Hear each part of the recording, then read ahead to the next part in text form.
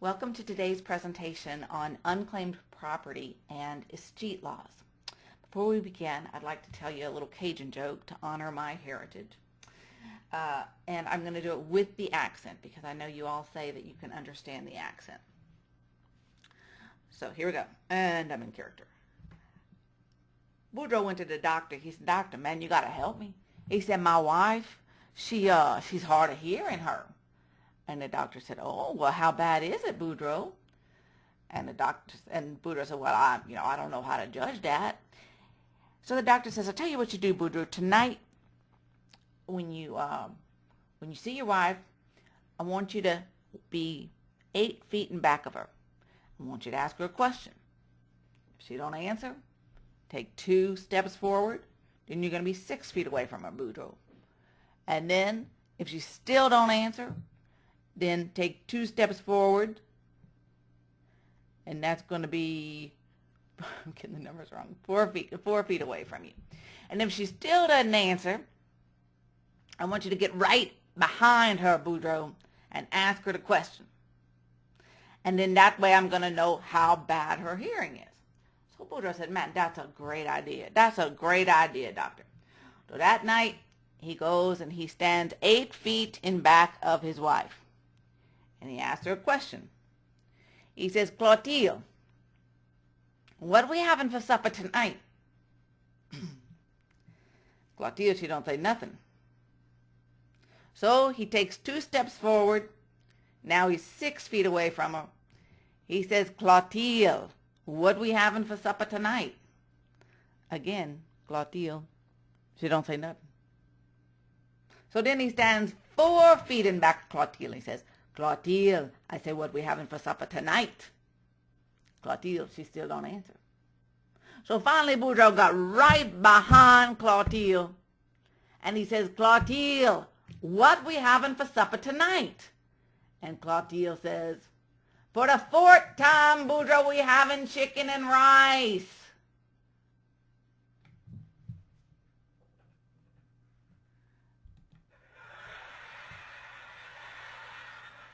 Okay. Raise your hand if you like the joke. Raise your hand if you like the joke. Oh, good. Okay.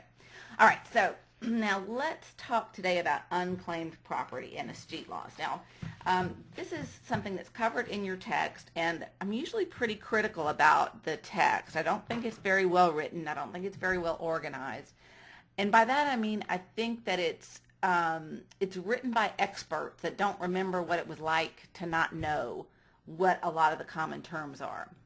But in the case of unclaimed property and escheat laws, the title, the author is Paula Smith, who I don't know, but I think she did an excellent job on unclaimed property and escheat laws. So there's not a lot of explaining that I'm going to have to do for you that she doesn't cover. But I will kind of give you some personal background and, try to fill in the gaps of, she really didn't leave anything out, but I just kind of want to flesh it out, if you will. Okay, so let's look at our agenda for today. Today we're going to look at the history. I'm a history major, so we've got to look at the history and the definition of what exactly is escheat. And then we've got, then I want to show you some websites. They have a national database for unclaimed property and a Texas database. So I want to show you those 2 databases, and then I've kind of plugged in my name in both of them, so you'll see how it renders a result or not. And then we'll talk about the purpose of these escheat laws. Now, your text says one thing about the purpose, and I'm going to add a little extra element in there. And then, so from then, we're going to look at the body. And I'm going to talk to you about what is suspense. What are suspense codes? Why do we put somebody in suspense? And then from there, I thought, even though there's national laws on this, not national laws, I mean, every state has their own escheat laws, but there is a uniform unclaimed escheat laws that states can adopt. But, Texas is its own animal. So Texas has its own escheat laws. And I thought that the best thing to do was just to show you where in the Texas Property Code where it talked about escheat and where it outlined the procedures. And then I'll talk to you a little bit about due diligence, how you go about finding these owners. This was something I usually enjoyed pretty much. Now, at most companies, this is kind of like a company-wide project that happens once a year, twice a year, depending on what your state statute is. And everyone is required to, a list is distributed, and the list shows all the owners that have been in, whose accounts have been inactive for a period of time. And so each analyst then is required to try to locate this owner. And if they can't locate the owner, then those proceeds will go to the state. Those proceeds that were in that account will then go to the state. So now other companies have like they have one person or a couple of people that are the designated escheat experts. And they're working the escheat rolls, year round. So no matter how your company does it, there may be an opportunity for you then to get involved in clearing out these escheat. All right, so let's start with a definition of escheat.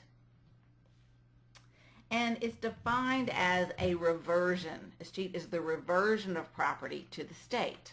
Or it actually goes back to feudal law, to the lord. If someone died without legal heirs, where was that property going to go? Was it going to be just abandoned, or was it going to go back to the state or the feudal lord?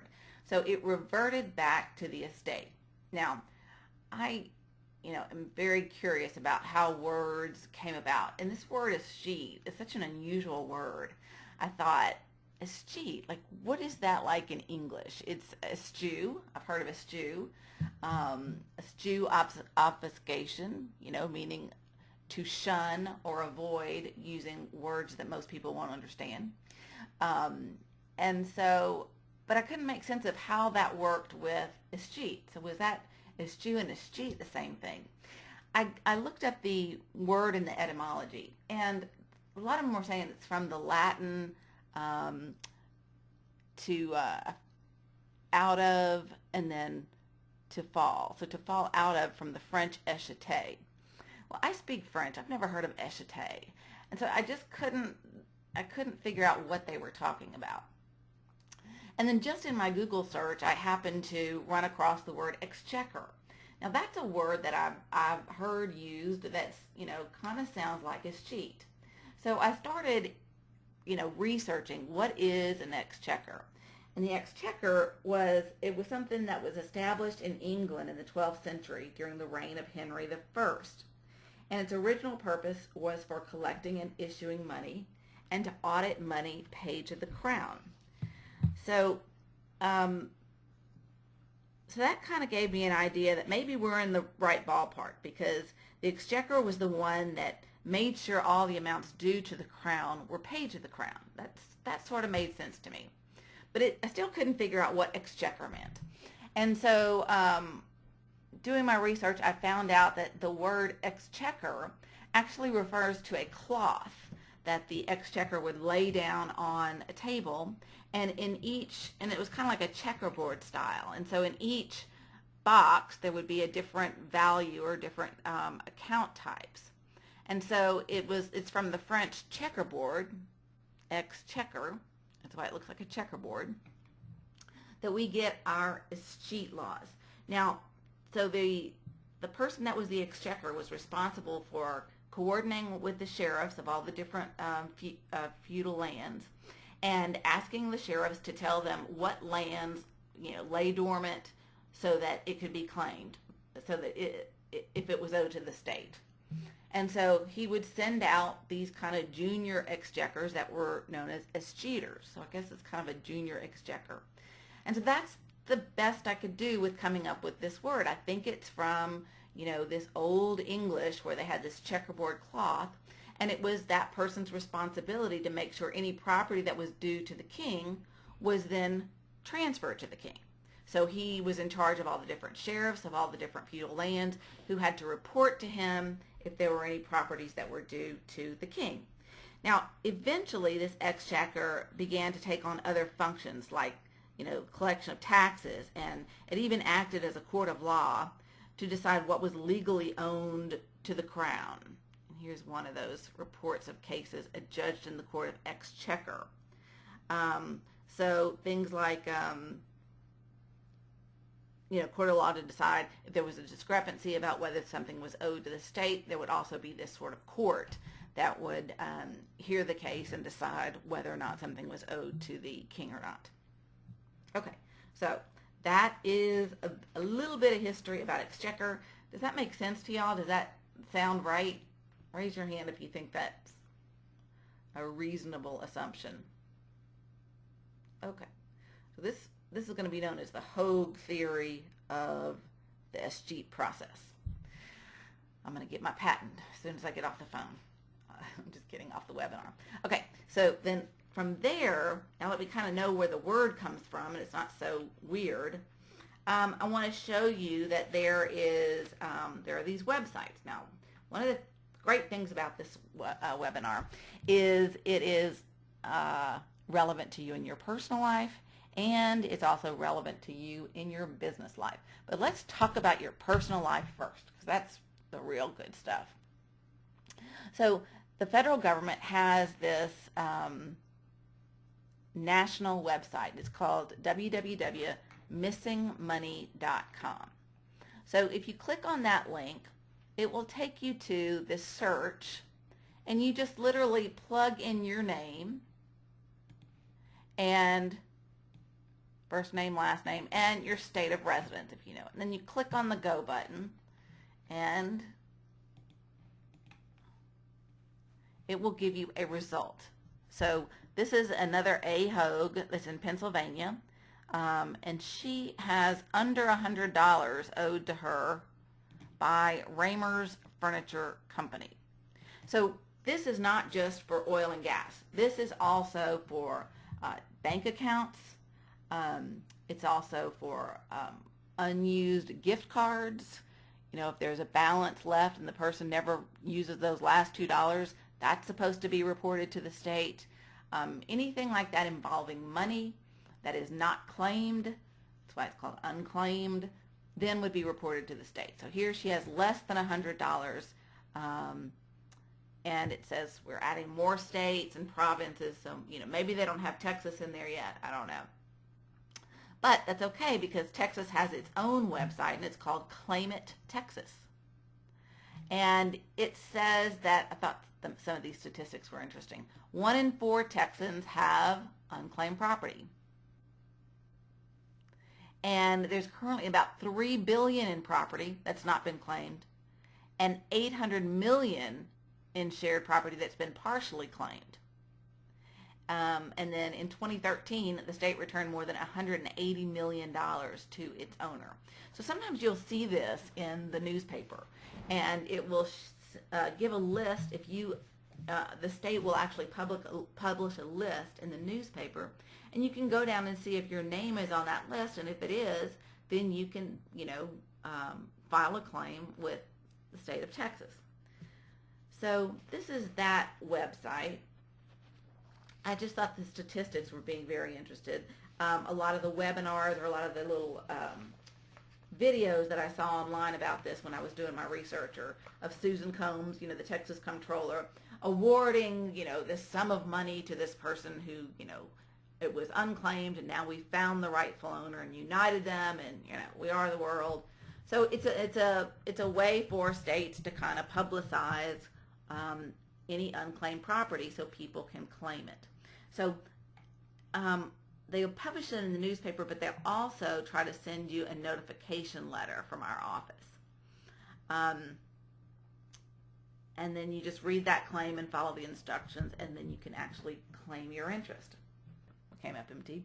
But what I was saying was that I had my own experience with this, because I had this little nest egg when I was working at Exxon, and it was basically, there was a credit union, and so I just put, it was like $300 that I put in there, and I just kind of thought, I'd put it in there and I'd keep it, in case of emergency.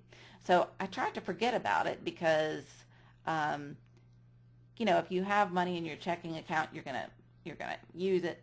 So I was trying to kind of forget about this $300, but I really knew that I had it the whole time. And then I left Exxon, and then the next thing I knew, I was getting these letters from the credit union saying that I hadn't used this account in so long. But in my mind, I knew that I hadn't used it, but I knew that it was there, and I knew that I could get it if I wanted to. So the bank escheated that money, since they had no contact from me for a period of time. They escheated that money to the state of Texas. And so I, got this notification letter, and then I went to the site and claimed the property. And they provided it to me, but they also deducted an amount from it. So the reason I tell you this is because there was always this question for me: is it better to escheat it or better to, try to find it by our company? And it's always better for your company to find it, because if it goes to the state, if it's escheated to the state, then sometimes they'll take a percentage of it, or they'll take some kind of deduction from it. So I just wanted you to be aware of that, and that is just my own personal experience with this. Okay, now why do we have escheat? Well, now the author of your text was very generous, I think. And she's right. I mean, it does serve this purpose of being a national lost and found, so that all these unused funds can go into one repository, and anyone can go back and claim this unused property. But another reason that we have EscheatLaws is it's because a way for a state to generate revenue. So how do EscheatLaws allow a state to generate revenue? And my understanding of escheat is that if your company has a bunch of money that's unclaimed, that's just sitting in your company's bank accounts. So your company then is accruing interest on those unused funds. So the state government said, oh, no. If anyone's going to be earning an interest on it, it's going to be us. So they give you a period of time. They don't want the company they don't want to allow the company to keep it in their records, because it's going to benefit the company, and they want to generate revenue for the state. So then, as I said, in my case, they did deduct the cost of publication and the postage deducted from this amount.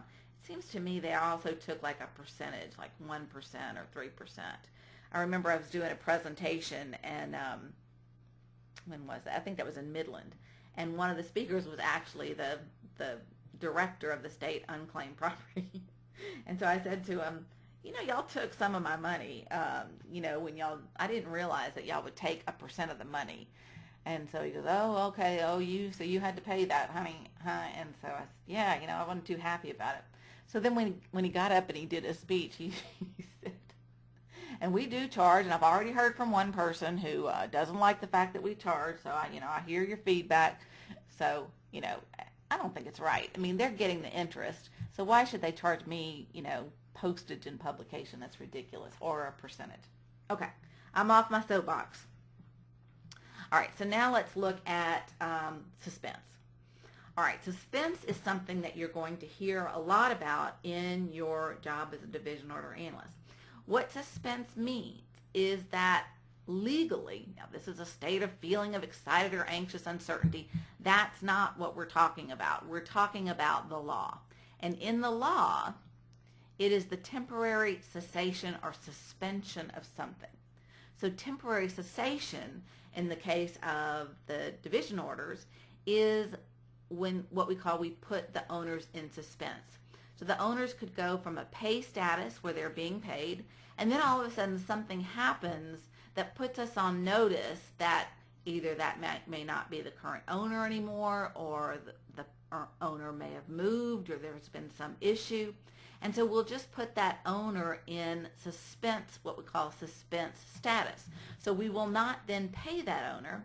And some of the reasons that you put someone in suspense is because, you have a letter that was returned from the post office, so there was a bad address, this person no longer lives here. Okay, if the person no longer lives here, we're not going to keep sending checks there, so we're going to suspend that payment and try to locate that owner.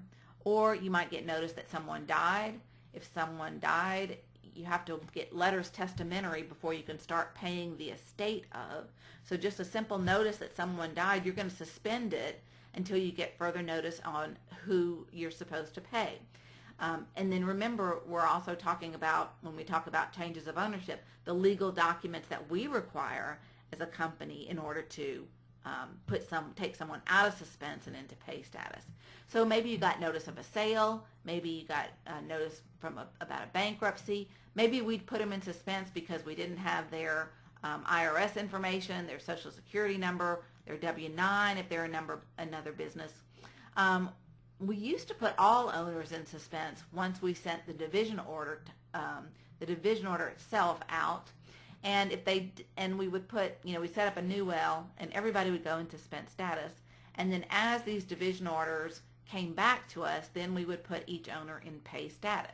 But we made sure that the owner signed that instrument and gave us their social security number, or we weren't going to pay it.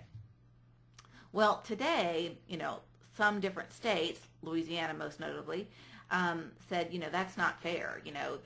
They signed a lease agreement.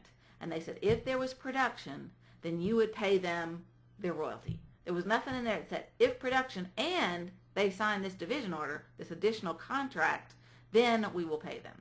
So be careful with unsigned division orders, because they can come back to you and order you to pay interest, because in Louisiana, you can't hold up their payment to do that. Now, we still send them in Louisiana because we want them to sign it. And a lot of royalty owners don't know that they don't have to sign it. And so they go ahead and sign it. But every now and then you'll get an owner that says, my attorney says I do not have to sign this. And that's fine. We're not holding up their interest if they're in Louisiana or a state that requires that. So be careful with unsigned division orders. Or if there's any kind of problem with title, any kind of, you go through your title opinion and the attorney says there's a cloud on title and how to cure it. So until we actually cure that title, we're going to put that owner in suspense. And then there's any number of other ones. Could y'all just, right now, and I'll read it at the end of the thing, or what are some of the other suspense codes that you have at your company? If you could just type that in for me. I'm curious. Or did I cover them all? Oh, legal is one. Okay, so that's another one, is legal. That means there's some kind of a legal holdup on it. So maybe there's a lawsuit filed, and we don't really know who to pay, who the proper party to pay is until that lawsuit is settled. No address, NA. Okay, yep, heard of that one. Anybody else? Any other suspense codes? There used to be a list of them, I remember, but I just can't remember what was in that list. Okay, but I think we've covered it pretty generally. So now you know what suspense is, that is legal suspense, and the different reasons why we might put an owner in suspense.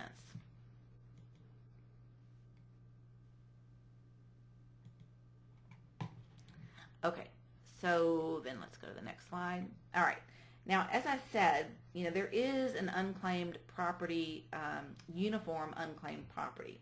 And that is a group of experts got together and said, these are all the provisions that we think should be in a typical unclaimed property law. Now, and so they just put that out there, and then different states can adopt it or not adopt it. So I just want you to know that there is a uniform unclaimed property, but Texas has its own way of doing things. And so I just wanted to walk you through the Texas statutes. Okay, so now every state can also vary their dormancy period. So the way this works is that if the oil and gas company has funds that remain in suspense for a period of years without resolution, and it's usually from 3 to 5 years, then the oil and gas company has to remit those proceeds to the state, either where the owner lives, or if we don't know where the owner lives, then to the state where the company is incorporated. And this is an annual requirement, and you'll see that in Texas it's in June. So you not only have to remit the proceeds, but you have to you have to send a report that's in a certain format and that is signed by your chief fiscal officer. So, and then we'll talk about the penalties and enforcement for this later. Okay, so there is a provision in the Texas Mineral Code that says abandoned property within a period of years has to be remitted to the state. But there also is a unique chapter on Texas minerals. Now, minerals are defined pretty broadly. Usually it means coal bed methane, uranium, sulfur, copper, gold, those types of things, a naturally occurring mineral. But for purposes of abandonment, minerals are defined as, it could be gravel, it could be lignite, it could be any other substance that occurs below the earth. So that's what minerals are. And then it goes on to say that mineral proceeds, that is money that is paid to an owner, all mineral proceeds that are held or owing by the holder and that have remained unclaimed by the owner for longer than 3 years. So that's what the dormancy period is. It's 3 years. And after that, they become payable or distributable, and the owner's underlying right to receive those mineral proceeds are presumed abandoned.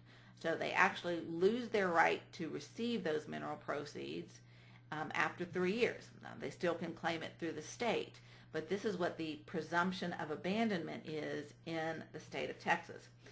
When we're talking specifically about mineral proceeds, that is royalties or bonuses or any other kind of payment that comes as a result of owning property.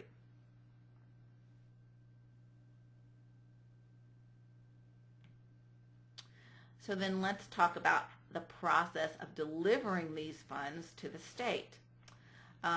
First of all, this is the process. Each holder, that is each oil and gas company or any other company that is holding unclaimed property, who on June 30th holds property that is subject to this chapter, shall deliver the property to the treasurer of the holder on or before the following November the 1st. So in your company, this probably happens around June 30th. So once June 30th hits, your company will run a report that says all the owners that are in suspense and how long those owners have been in suspense. That will give you a period of time to work those suspense, and we'll talk about, and that's called due diligence, and we'll talk about that in a minute. And then once you have all that, all those reports compiled, and you have done your due diligence and tried to locate those owners, then that property has to be delivered by November 1st with a report. And the report contains a verification under oath that the property delivered is a complete and correct remittance of all accounts subject to this chapter, and verifying that the existence and location of the listed owners are unknown to the holder, and that the listed owners are not asserting a claim or exercising an act, that the listed owners haven't asserted a claim or exercised an act of ownership with respect to this property. And then this has to be signed by the chief fiscal officer of the holder. So that's very important. So that's why we work this very seriously. You'll see that there's some pretty stiff penalties that attach if we violate this. But I do want to kind of give you a little bit of another anecdote. When I was working at Exxon, we as the division order analyst or even the lease and title analyst would be given this list. And so we had a list of everybody whose interest was in suspense. Well, we had this one person working for us, and she was a contractor, and she actually was fired because it was discovered that she sold this list to a third party. So then a third party could come in and realize, oh, this is money that's about to be escheated, and they could try to either contact the owner to let the owner sell it to them for no value, or kind of serve as a finder's fee if they found this property before it was remitted to the state. So I don't know how they found out she did it, but she did do it, and I just want to kind of emphasize to everybody that's an ethics violation, And part of your duties as a professional is to act ethically. So you never want to do anything that would either compromise your integrity or put your company at risk for doing something that's unethical. Okay, so that is considered a confidential list. All right, so here's the penalties. Now the rules are that you have to follow these certain guidelines, and you can be audited. So in other words, if the state believes that you are not, either that you're not giving them all the information that they want, or all the proceeds that are due to the state, or even if your deposit that you make to the unclaimed property law is smaller than it has been in prior years, that's might trigger a red flag that tells this state agency that you might be holding back. And so the state can actually send auditors to your office, and by the way, they bill you for those auditors, and the auditors will go and look at your book and just to make sure that you are reporting everything that you're supposed to be reporting. So that is the rules and the audits to enforce this chapter and to determine whether reports have been made as required. The treasurer of the holder, at any reasonable time, may examine the books and records of the holder. So the treasurer of this state unclaimed property law can examine the records at any time. Okay. Now this is the chapter about penalties and offenses. So first of all, you have a definition of when a person commits an offense, if they willfully fail to file a report required by the chapter, if they refuse to allow examination of their records in accordance with the audit rules, or if they make some kind of a deduction from or service charge against the dormant account or the dormant deposit of funds. So the company is not allowed to take any of those funds. It's all going to the state. You cannot deduct it for a service charge because your employees had to do a due diligence, or if it violates any other provision of this chapter. Now there's penalties or fines, and a fine of not less than $500 or more than $1,000. All right. So if you fail to provide this, okay, that's not bad, right? 500, 1,000. Your company can afford that. But hold on a minute. Now we're talking about a criminal offense, and that is confinement in jail for a term not to exceed 6 months, or both. You can be fined and you can be imprisoned. Okay. Now, who would go to prison? The person that would go to prison is not the division order analyst, but the financial officer that signed that document that said we are in compliance and this is all of our funds. So that's why it's so important. That's why this is taken so seriously by your company, because ultimately someone could go to jail. And then in addition to that, the person, not the company, the person who commits the offense is subject to a civil penalty not to exceed $100 for every day of the violation. And this will be collected by bringing suit in the district court of the county in which the holder is located. So very serious, this is cheat law. The state's very serious about getting this money and about returning it to the owners, and we cannot take any kind of profit from that in any way, no deduction or offense. So that's why we take these escheat laws so seriously. That's why it's such a big deal when June 30th rolls around, that report is done, and then everyone has to start working at it, because we know we have to file that report by November, and if there's any kind of failure to pay the fine or to pay it timely, there is a penalty of both criminal and fines. So very important that we follow these laws. So in order to avoid having to send this money to the state, the only salvation that we have is that we find the owners ourselves. And if we find the owners, then that account is no longer considered an inactive account, and where the owner is unknown. So once we know the owner, any kind of contact that we have with them, we don't have to escheat that revenue. So, and if you want to file a claim, any person may file a claim for the proceeds with the comptroller, And then if they deny your claim, you have a way to appeal that claim. And then the claim will also be made by the comptroller. Okay, so as I said, the only way to avoid sending these funds to the state is if we do our due diligence. So again, I want to emphasize, I think it's important that if there's any way that we can locate them ourselves, we're going to be in a much better position to do that than is, a state agency. So for example, if we have an owner's name that hasn't been contacted in a while, what we can do is we can go to the pay sheet or the deck where this person is getting paid royalties, and we can look under those names and see if there's anyone with the same or a similar last name. That's something that they're not going to be able to do by the state. So the state doesn't have access to our pay sheet records.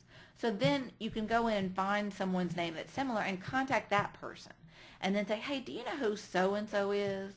Do you know where he is? Do you know what his current address is?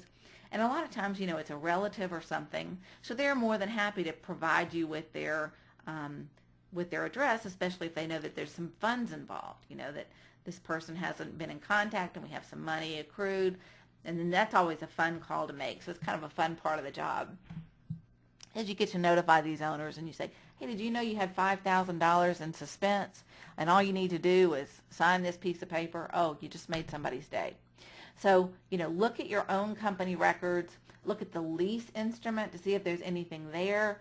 If there was a power of attorney that signed it, maybe a power of attorney signed that lease.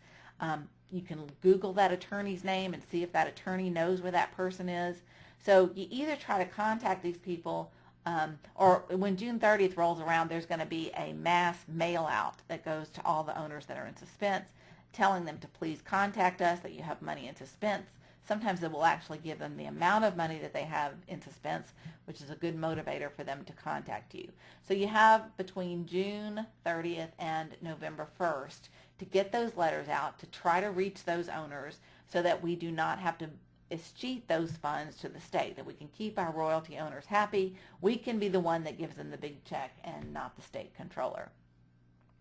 So there's many websites that you can use to find this. There's white pages, which I think charges now. Ancestry.com was one that I used a lot before they started charging, so you could put their name in Ancestry.com. There's also a Social Security Death Index, and I've used that recently, so I know that that's out there. So if you have that owner's Social Security number, you can then type in that Social Security number at this website, and I think it's called Social Security Death Index. It's abbreviated SSDI. And you plug in that Social Security number, and it will tell you whether that person's deceased or not. It will not give you any other information than that, but it is a way for you to verify that someone is deceased. So when those were free, I used those. Maybe your company has a subscription with Ancestry.com. That's an excellent resource. But the ones that are still free are ZabaSearch. A lot of times when I can't find anybody any other way, I can always find them on ZabaSearch. So I would actually start with ZabaSearch because it's free and it's pretty good. I found a lot of people that I couldn't find any other way. There's also one called Pipple.com. I haven't used that, but I saw it referenced in some of the research that I did. And as I said, if you search by last name, you might pull up a family member in that well. That's another reason. Today you can Facebook. I mean, if they have a presence on Facebook and you have a Facebook account, you can go into your Facebook account, or if it's public, you don't even have to have a Facebook account. I think you do have to have a Facebook account to search in Facebook. So if you have one, just go in there and use your Facebook and try to see if you can locate that owner. And then also, now that we have LinkedIn, it's another great resource to find someone. And then there's something called findpeoplefreesearch.com. I haven't used that, but I have seen that referenced in some of the materials. So that's what a due diligence is. A due diligence is that we, the company, make every effort that we can to locate this owner. And if we can't do it, then we have a responsibility to remit that interest to the state, to escheat that interest to the state. By the way, when you are talking to any of these owners, you never want to use the term escheat, because escheat sounds like cheat, and no one knows what it is except people in our business or other business people. The best thing to do when you're communicating with these people is these owners is to say, hey, did you know you had unclaimed property? Unclaimed property is a lot more easy for people to get their brain around than escheat. So just a kind of a little tip there. All right, so what we did today was we talked about the history of, we talked about an introduction to unclaimed property, and we began with a definition about what escheat is. We talked about a little bit of the origin of the word, about how it came from this exchequer, which became junior escheaters. And then we talked about, on the personal side, why this was a good topic, because you could actually go to these state and national websites and plug in your own name, and I encourage everybody to do that, and find out if you have any unclaimed property. And then we talked about the purpose of these unclaimed property laws. Your text says that it's to provide a national lost and found for the citizens. I think it's a little bit more sinister than that, in that the state wants to hold that money and not the company. But that's just my own personal opinion. So then from there we talked about what is suspense and when you would put an owner in suspense. We talked about the different types of suspense codes, and we distinguished suspense, legal suspense, from like a suspenseful movie. It's to temporary cessation of something. And then we said, even though they have uniform unclaimed property laws, Texas has its own Texas Property Code. And by the way, that's Title 6, Chapters 72 through 76. And you do have that code as a handout in your materials. And then we looked at the Texas Property Code. We said there was a unique abandonment period for minerals or mineral proceeds. And then we walked you through the different types of enforcement, the type of reporting that you had to do under that, and the penalties and criminal offenses that will be incurred if there's any kind of violation. And this can be discovered through a state audit. The state can audit your books. And then finally we talked about a due diligence and what the process is for due diligence for you as a division order analyst, what the advantage is for your company if you are actually the one that actually finds that person. So that concludes our presentation on escheat laws and unclaimed properties. Does anybody have any questions?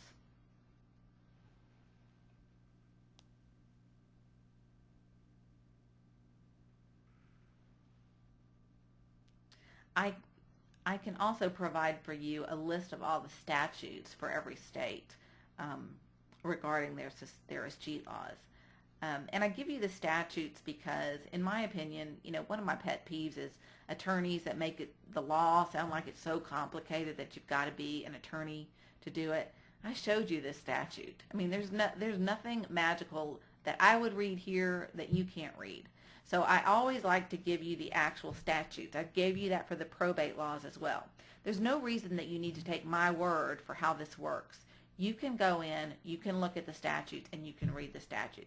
Now, if there's a gray area, you always want to get your legal department involved, but most of this stuff is pretty straightforward.